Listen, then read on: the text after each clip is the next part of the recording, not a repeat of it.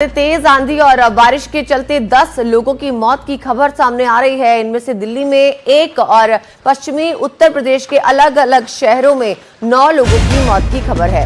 ये आंधी कितनी जबरदस्त थी, अंदाजा इसी बात से लगा सकते हैं कि दिल्ली में बिजली का खंभा गिर गया तो गाजियाबाद और नोएडा में बिजली के खंभे गिरने की खबर भी सामने आई। होर्डिंग्स और रास्ता दिखाने के लिए लगाए गए साइन बोर्ड भी इस आंधी के चलते गिर गए और कई इलाकों में तेज आंधी के साथ पेड़ भी उखड़ गए।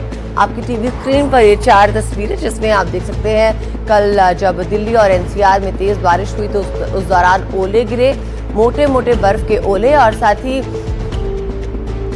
ही खंबा जो है बिजली का खंभा गिरा। कई इलाकों में जो है पेड़ भी गिरने की खबर सामने आ रही है। हमारे संवाददाता रणवीर सिंह हमारे साथ इस खबर पे जुड़ गए हैं। रणवीर, बताइए ताजा सिचुएशन के मुताबिक अब क्या हालात है?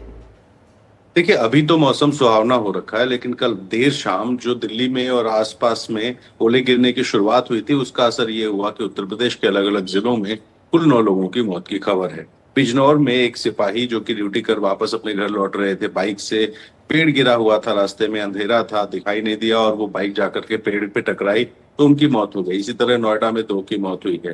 झांसी में एक व्यक्ति की मौत हुई है जो कि पेड़ का एक हिस्सा गिरने की वजह से मौत हुई है। तो इस तरह से उत्तर प्रदेश में न सिर्फ पश्चिमी यूपी में जो कि दिल्ली के आसपास का इलाका है, बल्कि बुंदेलखंड और मध्यांचल जिसको कहते हैं लखनऊ के आसपास का इलाका, इस पूरे इलाके में आंधी तूफान और बारिश देखने को मिली है। इसकी वजह से बहुत से जानवरों की भी मौत हुई है और मुख्यमंत्री योगी आदित्यनाथ ने इस पूरी जो ओलावृष्टि हुई है इसको संज्ञान में लेते हुए अधिकारियों को कहा है कि वो जगह जगह जाएं, फील्ड में घूमें, नुकसान का आकलन करें, इसमें जनहानि और पशु हानि कितनी हुई है उसका अंदाजा लगा के शासन को एक रिपोर्ट सौंपें, जिससे कि जो लोग हैं जिनको जिस भी कैटेगरी का मुआवजा मिलना है, जनहानि का अलग होता है और पशु हानि का अलग होता है, तो वो मुआवजा देने में आसानी हो सके। और साथ ही कृषि को कितना नुकसान हुआ है, खेती बाड़ी में जो नुकसान हुआ उसकी भी रिपोर्ट शासन को दी जाएगी ताकि जो किसानों को बीमे की मुआवजा है वो दिया जा सके।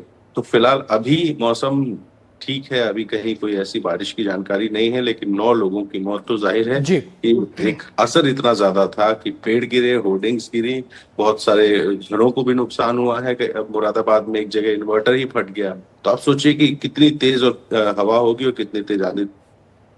जी रणवीर, आते हैं आपके पास। हम स्नेहा का यहाँ पर रुख करेंगे और स्नेहा इस समय ग्रेटर नोएडा में मौजूद हैं। स्नेहा, जैसा कि रणवीर ने भी बताया कि नोएडा ग्रेटर नोएडा में 2 लोगों के मारे जाने की खबर है। अगर हम बात करें तो ऐसे हालात में बहुत सारे डिस्ट्रेस कॉल्स आती हैं इमरजेंसी सर्विसेज के पास, तो उनका कुछ ब्यौरा मिल पा रहा है कि कितने इलाकों से पेड़ गिरने की खबर आई, कितने इलाकों पर खंभे गिरे, कहाँ पर होर्डिंग्स गिरे, इसके बारे में क्या डिटेल्स मिल पा रही? जी, अभी आप देख सकते हैं, अभी मैं मौजूद हूँ यहाँ पर नोएडा एक्सटेंशन में और आप देख सकते हैं किस तरीके से वहाँ टहनी गिरने के बाद से किस तरीके से ये पेड़ पूरे रोड पर फैला हुआ था। रातों रात प्रशासन द्वारा ये सारी चीज़ों को हटाया गया है। इसके कारण अभी भी ट्रैफिक की समस्याएं देखने को मिल रही है। लोगों को जाने में, आने जाने में लोगों को काफ़ी परेशानी भी हो रही है। उस साइड आप उधर साइड देख सकते हैं किस तरीके से बैरिकेटिंग भी गिरा हुआ है।